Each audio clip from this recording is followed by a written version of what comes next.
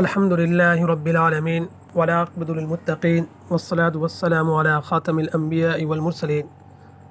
نبینا محمد وعلی آلہ وصحبہ ومن تبعہم الی یوم الدین، اما بعد۔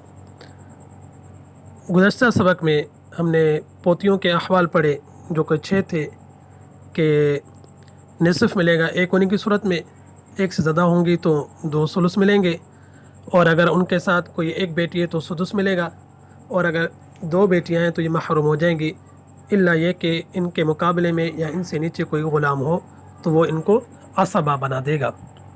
باقی یہ کہ ابن کی صورت میں یہ محروم ہو جائیں گی۔ تو یہ جو صورت تھی الا یکون بحیدائہن او اسفل منہن غلام فیعصبہن، اسی کو اگلے نقشے میں مصنف وضاح کے ساتھ بیان کر رہے ہیں، ان کی صورتیں بیان کر رہے ہیں۔ اگر ساتھیوں کے پاس یہ اسکرین پہنچ رہی ہے اور اسکرین کی طرف دیکھ رہے ہیں تو اس کی طرف متوجہ ہوں، اگر ان کے پاس کتاب ہے تو کتاب میں اس نقشے کو کھولیں۔ یہ کتاب میرے سامنے جو ہے یہ مکتب بشرا کی ہے، اگر کتاب مکتب بشرا کی ساتھیوں کے پاس ہے تو اچھی بات ہے، ورنہ نیٹ سے نکال لیں، ساتھیوں کی طرف یہ بھیجی گئی تھی۔ تو ہم اس کی طرف متوجہ ہوتے کہ اوپر لکھا ہے زید، زید اس کے نیچے یہ جو کالی لکیر پہ لکھا ہوا ہے میت، یعنی مرنے والا زید ہے۔ زید کے 3 بیٹے ہیں، ان کو بریکٹ میں انہوں نے بند کیا، عمر، بکر، خالد، اس کو فریق اول، فریق ثانی، فریق ثالث۔ پھر عمر کی بیٹی ہے اور عمر کی پوتی ہے اور عمر کی پڑپوتی ہے، تو گویا کہ عمر کی 3 بیٹیاں ہیں جو ایک دوسرے کے نیچے ہیں۔ پھر بکر ہے، بکر کی پوتی ہے اور بکر کے پھر بیٹے کی پوتی ہے، پھر بکر کے پوتے کی بیٹی ہے، صحیح۔ تو اس طرح یہ ترتیب سے انہوں نے ذکر کیا ہے، نقشہ آپ کے سامنے۔ فریق ثالث خالد ہے، اس کی پوتے کی بیٹی ہے اور پوتے کے بیٹے کی بیٹی ہے اور پوتے کے پوتے کی بیٹی ہے، یہ ترتیب آپ کے سامنے لکھی ہے، اور یہ تو نقشہ سمجھ میں آ گیا۔ اب کہنا یہ چاہ رہے ہیں کہ اگر یہ بیٹی ایک ہے تو ایک بیٹی ہونے کی صورت میں نصف ملتا ہے،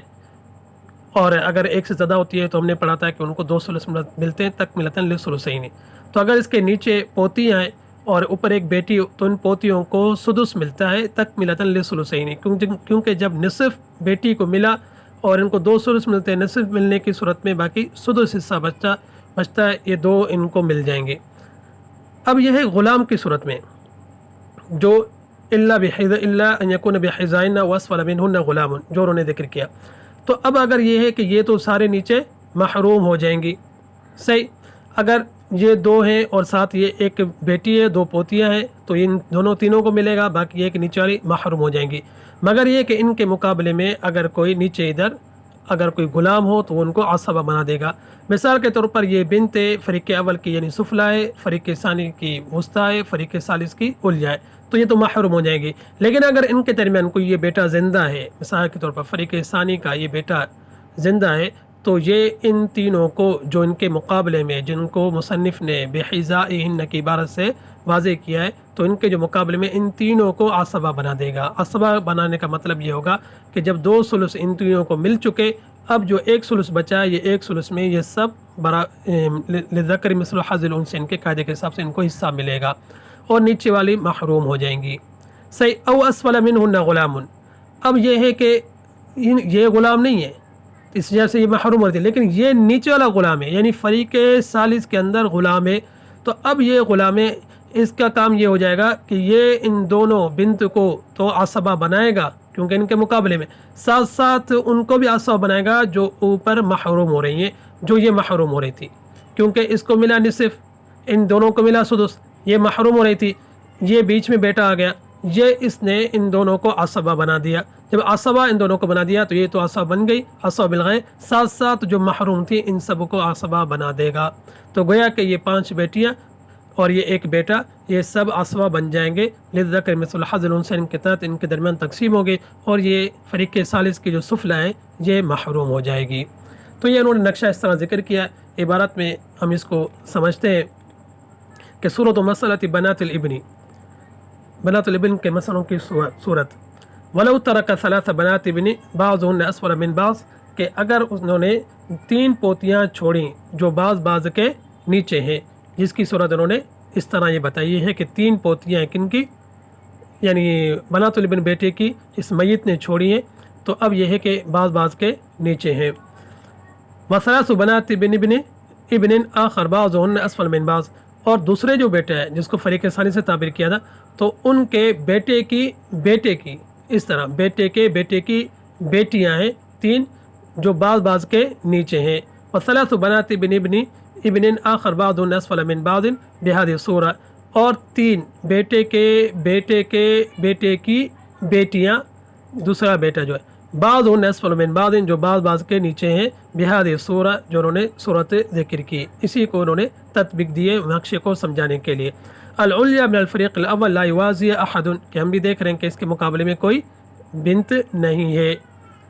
کہ علیہ فریق اول کی کہ اس کے مقابلے میں کوئی نہیں ہے۔ والوسطی من الفریق الاول توازی العلیہ من الفریق الثانی، کہ وسطی جو فریق اول کی ہے ان کے مقابلے میں فریق ثانی کی علیہ ہے۔ والسفلی من الفریق الاول توازی الوسطی من الفریق الثانی،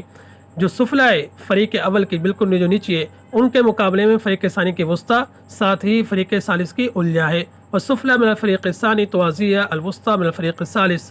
اور سفلی جو فریق ثانی کی ہے ان کے مقابلے میں فریق ثالث کی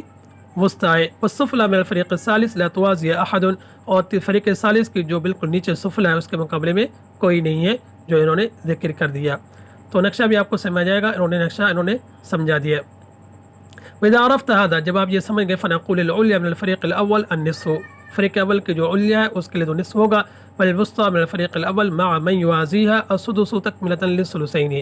تو وسطی جو فریق اول کے ان کے مقابلے میں جتنی آ جائیں گی تو ساری سدس کے اندر شریک ہو جائیں گی، تکملة للثلثین، ثلثین کو پورا کرتے ہوئے۔ ولا شیء للسفلیات، نیچے والیوں کے لیے کوئی نہیں ہوگا، الا یکون معهن غلام، جہاں بھی غلام آ جائے گا تو پھر وہ ان کے لیے ہو جائے گا، کیا ہو جائے گا؟ فیعصبهن من كانت بحدائه، تو ان کو عصبہ بنا دے گا جو ان غلام کے مقابلے میں ہوں گی، تو ان کو عصبہ بنا دے گا، جس طرح کے اگر ہم نے جہاں اس ابن کو تصور کرتے ہیں کہ زندہ ہے تو یہ ان تینوں کو عصبہ بنا دے گا۔